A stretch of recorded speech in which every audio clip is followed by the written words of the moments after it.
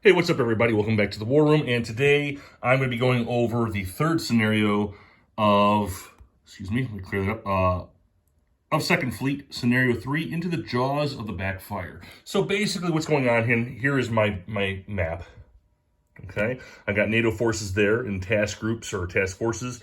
I've got my Soviet units over there. They only have air units. The NATO sea units, those are amphibious with some CVs, UK CVs to be exact, a couple of US amphibious assault boats. And basically what's happening is, if we scoot in over here, Pechenga.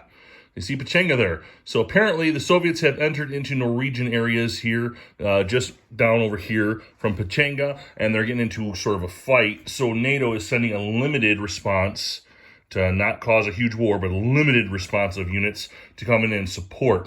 And so the Soviets are going to have some air assets.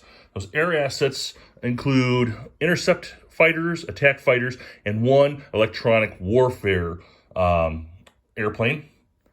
And then the NATO has two UK aircraft carriers, the Illustrious and the Invincible. And so they're going to be escorting these amphibious units across the sea to help support the effort. Okay, so now, as NATO, their objective is to get their boats into any, well, technically any fjord if they want to, and that would give them whatever points that they're worth. But if they want more points, there are 3 places that they can get points from. So let me turn you around here, if you can bear with me. Sorry for the shakiness. So we have Tromsø, we've got Banak, and right here, and this, it's called Gamvik. I apologize, guys, if I'm not saying this right.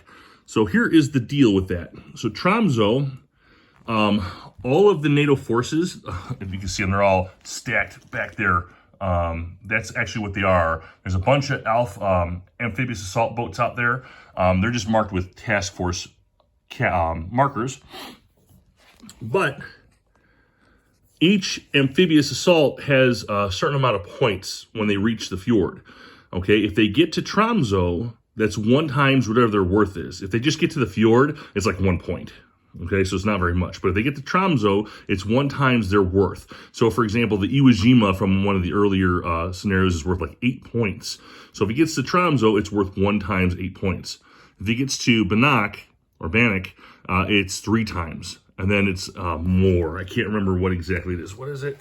It is over here. Yeah, if he gets to Gamvik, it's 3 times his worth. So, for example, where are they at? Oh, yeah, right here. Sorry for all the motions, guys. Ogden, Elk, Intrepid. Okay, they're worth like 4 points. So if they get to Gamvik, it's 3 times 4 for each one that gets there.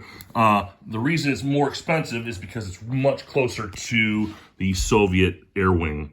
So without being sunk, all right. Basically, the NATO has to score all the points. Soviet wants to stop NATO from scoring points, and that is the situation. And I'll just keep up on this and let you guys know what's happening.